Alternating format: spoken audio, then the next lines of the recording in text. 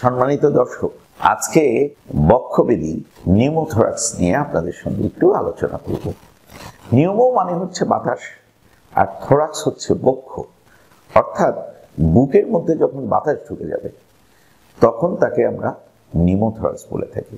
Pneumothorax একটি সার্বজনীন রোগ। দেখা যায় প্রতি বছর প্রায় 1 লক্ষ লোকের মধ্যে 20-25 জন এই রোগে আক্রান্ত হয়ে থাকে। আমাদের ফুসফুসের চারিদিকে যে পর্দা থাকে, যাকে আমরা প্লুরা বলে থাকি, সেই প্লুরা দুটি। একটি হচ্ছে যেটি বক্ষের দেয়ালে লেগে থাকে, যাকে বলে প্যারাইটাল প্লুরা। আরেকটি হচ্ছে যেটি ফুসফুসের দেয়ালে লেগে থাকে। এবং এই দুটো প্লুরাল মেমব্রেনের মাঝখানে একটি গহ্বর তৈরি হয়।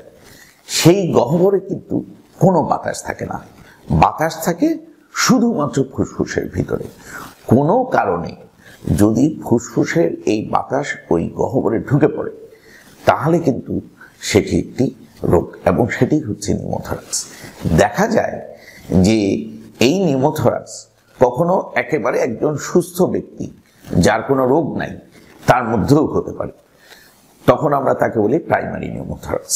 আবার অনেক ক্ষেত্রে দেখা যায় যে না, এই রোগী হয়তো আগে থেকে যক্ষা রোগে ভুগছে, বা কোনো ফুসফুসের ক্যান্সারে ভুগছে, অথবা ফুসফুসে ধূমপানজনিত যেই রোগ হয়ে থাকে, COPD, chronic obstructive pulmonary disease, যে কারণে ফুসফুসে ছোট ছোট বায়ুথলি তৈরি হয়, তাকে আমরা তখন বলে থাকি সেকেন্ডারি নিউমোথোরাক্স।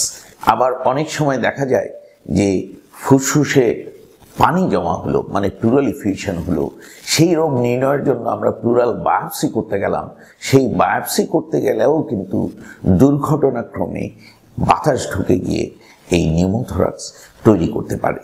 তারপরে আইসিইউতে আমরা যখন রোগীদের লাইফ সাপোর্টে দিই, তখনও কিন্তু রোগীরা এই ফুসফুসে বাতাস বা নিউমোথোরাক্স জনিত সমস্যায় ভুগতে পারে। নিউমোথোরাক্সের রোগীরা চিকিৎসকের কাছে আসে দুটি কারণে। একটি হচ্ছে যে নিউমোথোরাক্সের একটি লক্ষণ হয়, যেমন ধরুন যে হঠাৎ করে রোগী ডানে বা বামে দেখা গেল যে ব্যথা অনুভব করলো, তারপর একটু হয়তো কাশি হলো। এরপরে সেই নিউমোথোরাক্সটি কতটুকু পরিমাণ ফুসফুসের জায়গা দখল করবে, সেটি কি ছোট হবে, নাকি মাঝারি হবে, নাকি অনেক বেশি হয়ে পুরো একদিকের লাংসকে কোলাপস করে উল্টো দিকে একেবারে চাপ দিবে, যাকে আমরা টেনশন নিউমোথোরাক্স বলি, এসবের উপর নির্ভর করে এই নিউমোথোরাক্স হয়ে থাকে। অর্থাৎ একজন রোগী দেখা যায় যে শুধুমাত্র কাশি বা একটু বুকে ব্যথা, তারপর হলো কিছুই টের পেল না, অথবা দেখা গেল যে ক্রমান্বয়ে তার শ্বাস বাড়ছে, সেরকম সিমটম নিয়ে ডাক্তারের কাছে আসেন।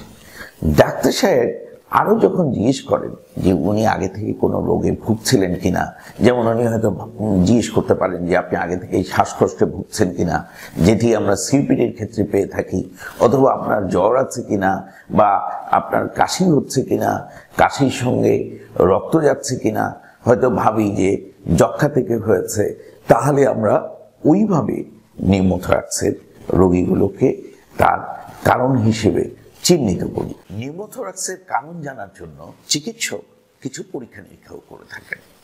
তার মধ্যে একটি তো হলো চেস্ট এক্স-রে, যেটি দিয়ে আমরা বুঝতে পারি যে তার নিউমোথোরাক্স আছে কিনা, এবং যদি থেকে থাকে সেই নিউমোথোরাক্স কত বড় নিউমোথোরাক্স, সেটি কি ছোট, মাঝারি, নাকি অনেক বড়, যাকে আমরা টেনশন নিউমোথোরাক্স বলে থাকি। অনেক ক্ষেত্রে দেখা যায় যে সিওপিডিতে যে বুলা হয়, সেই বুলার সঙ্গে নিউমোথোরাক্সকে তফাৎ করা যায় না, তখন কিন্তু আমাদেরকে সিটি স্ক্যান করতে হয়। আবার অনেক সময় সেই নিউমোথোরাক্সের আড়ালে কোনো লাং ক্যান্সার লুকিয়ে আছে কিনা সেটি জানার জন্যও কিন্তু আমরা সিটি স্ক্যান করে থাকি। নিউমোথোরাক্সের চিকিৎসার জন্য আমরা প্রধানত যেই রোগের কারণে নিউমোথোরাক্স হয়ে থাকে সেটির চিকিৎসা দিই। পাশাপাশি আমরা নিউমোথরাক্সের সাইজ কতটা, যদি ছোট হয় এবং রোগীর যদি খুব শ্বাসকষ্ট না হয় তাকে হয়তো আমরা ফলো আপে রাখি 1 সপ্তাহ 2 সপ্তাহ। কিন্তু যদি দেখা যায় যে রোগীর শ্বাসকষ্ট ক্রমান্বয়ে বাড়ছে, অথবা শুরু থেকেই যদি দেখা যায় যে রোগীর যে নিউমোথরাক্স তার সাইজ অনেক বেশি এবং সেই কারণে রোগীর রক্তচাপ কমে যাচ্ছে এবং রোগীর আরো কিছু সমস্যা দেখা দিচ্ছে, যাকে আমরা টেনশন নিউমোথরাক্স বলে থাকি, সেই ক্ষেত্রে রোগী কিন্তু কোলাপস হয়ে যেতে পারে। সেই ক্ষেত্রে অত্যন্ত জরুরি ভিত্তিতে আমাদের রোগীর ফুসফুসে যেই বাতাস জমা হয় সেটি কিন্তু বের করে ফেলতে হবে। প্রথমে যদি আমরা একেবারে ইন্টারকোস্টাল টিউব দিয়ে ওয়াটার সিল ড্রেনেজ দিয়ে নাও পারি, সিম্পল একটি নিডল দিয়ে আমরা অ্যাসপিরেশন করে রোগীর সেই চাপ কমিয়ে পরবর্তীতে ইন্টারকোস্টাল টিউব দিয়ে আমরা রোগীকে চিকিৎসা করব। সেই ক্ষেত্রে আমাদেরকে অনেক সময় থোরাক্সিস সার্জনের উপর নির্ভরশীল হতে হয় এবং পাশাপাশি আমরা যে কারণে নিউমোথরাক্স হয়েছে সেই নিউমোথরাক্সের চিকিৎসাও করব।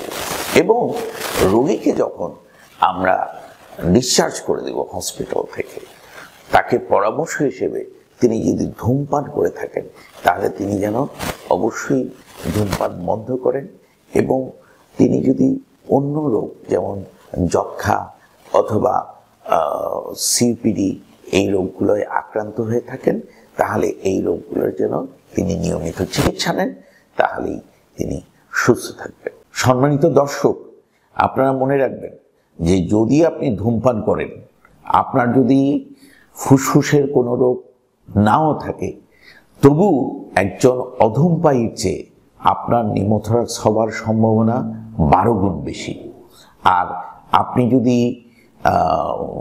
বিমানে উড্ডয়ন করেন অথবা আপনি যদি ডুবুরি হন, ডাইভিং করেন, সেই ক্ষেত্রে আপনি যদি আগে নিউমোথরাক্সে ভুগে থাকেন তাহলে অবশ্যই চিকিৎসকের পরামর্শ নেবেন, কারণ এক্ষেত্রে আবারও আপনার নিউমোথরাক্স হবার সম্ভাবনা থাকে।